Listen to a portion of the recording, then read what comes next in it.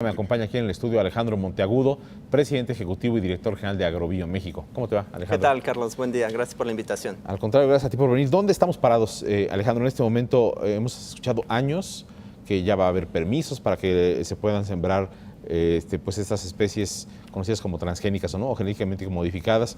Ya, todavía no, ¿verdad? Los permisos no están listos. Hay permisos ya para siembra comercial en algodón y soya, aunque no por ello podemos decir que están libres aún de algunas barreras u obstáculos burocráticos.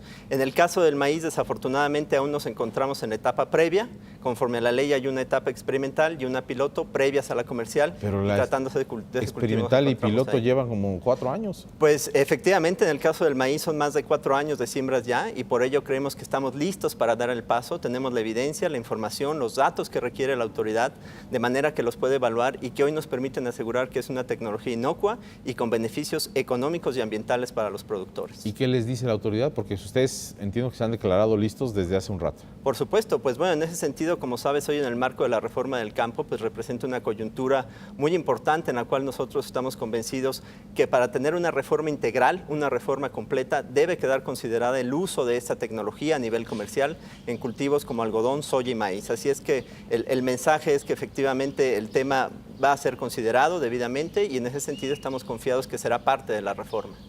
Bueno, tú representas a empresas como Dow, ¿no? Dow AgroSciences, está DuPont Pioneer, Bayer, Monsanto, Syngenta y Bayer. Estas empresas aglutinadas en esta organización que tú encabezas, Agrobio, que tienen estos argumentos que nos estás diciendo en este momento, pero del otro lado, históricamente hemos escuchado argumentos de algunos académicos y de personas que de repente dicen, bueno, pues es que hay que defender el maíz, ¿cómo se llama? Criollo, ¿no? Sí, parece, las variedades nativas. Variedades nativas, todo esto.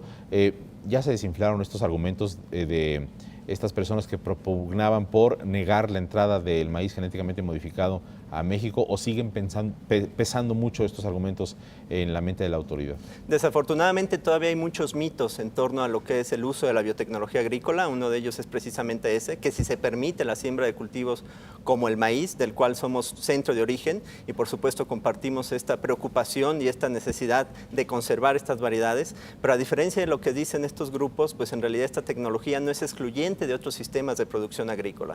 Está demostrado científicamente y tenemos el marco legal necesario para poder llevar a cabo en nuestro país siembras de agricultura orgánica, tradicional y genéticamente modificada. Así es que efectivamente aún es parte de los argumentos que escuchamos, pero es uno más de los mitos que estamos decididos a erradicar de la conciencia, no solo de la autoridad, sino de la opinión pública. ¿Qué es previsible de aquí a que se lance la iniciativa de reforma al campo? ¿Qué es previsible que ocurra de parte de la autoridad con los permisos? ¿Ocurrirán al mismo tiempo? Primero tendremos que esperar la reforma al campo para que esto se habilite. ¿Qué podemos esperar en los siguientes 2, 3 meses? Porque esto era inminente, ¿no? Sí, así es. En términos regulatorios, de hecho, hay un número importante de solicitudes en el caso del maíz que están esperando una resolución por parte de la autoridad.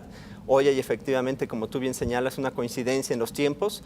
Así es que nosotros esperaríamos que se tome esta decisión en cuanto a la definición de avanzar en la adopción de esta tecnología que ha demostrado sus beneficios a nivel mundial y que por lo tanto México no tendría por qué rezagarse más de lo que ya está en cuanto a su adopción, y esperaríamos que en el transcurso de este año, como tú también ya bien lo mencionabas, se tomen las decisiones encaminadas a avanzar con esta tecnología y por qué no pensar que se puedan resolver esas solicitudes que están pendientes. Oye, ya se siembra maíz genéticamente modificado en otras partes del mundo. Así es, en el caso de este cultivo 17 países lo siembran, principalmente en Estados Unidos, en Brasil, en Colombia, en países que también son centros de origen o de megadiversidad o de diversidad genética. Honduras, que es un país de la región que por supuesto nos interesa por tener condiciones agroecológicas muy semejantes a las nuestras, y pues bueno, es un cultivo que se sembró en más de 57 millones de hectáreas en el año 2013, es un cultivo que se espera que alcance las 80 millones de hectáreas en países como China, Ucrania y en otros países de Latinoamérica, incluyendo México. Esperamos que sean de los que contribuyan a incrementar esta cifra.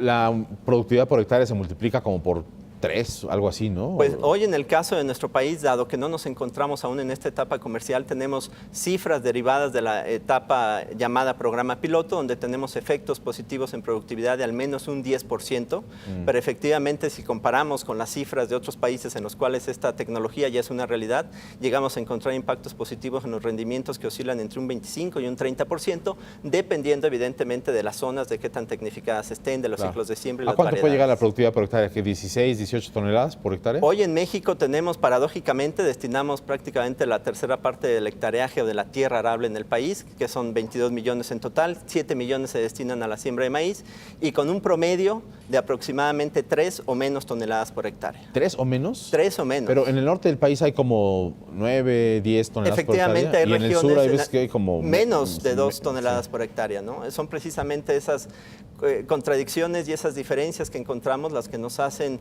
aseverar que esta es una tecnología necesaria, que esta es una tecnología que puede replicar en México los casos de éxito que se han dado a nivel internacional y en ese sentido, pues bueno, abatir el rezago que hoy traemos de más de la tercera parte del maíz grano que consumimos, lo importamos de Estados Unidos. Finalmente, Alejandro, te pregunto, ¿qué tan activas estarán en esta etapa nueva las empresas que integran Agrobio para hacer del conocimiento público de la población los beneficios de estas tecnologías? Pues como asociación tenemos precisamente ese objetivo, dar a conocer los beneficios, dar a conocer las aplicaciones, dar a conocer el potencial de esta tecnología. Hablamos de características tan deseables como lo es la tolerancia a sequía y en ese sentido para un país como el nuestro que sufre ampliamente por problemas como el del cambio climático, hablar de semillas tolerantes a sequía, pues evidentemente nos hablan del potencial tan amplio de este tipo de productos. Bueno, fenomenal. A ver si nos actualizas conforme, porque si esto avanza en los siguientes meses, tendremos seguramente que conocer en qué términos avanza, ¿no? Por supuesto, bueno, Carlos, muy bien, gracias por haber venido. Al contrario, gracias Alejandro.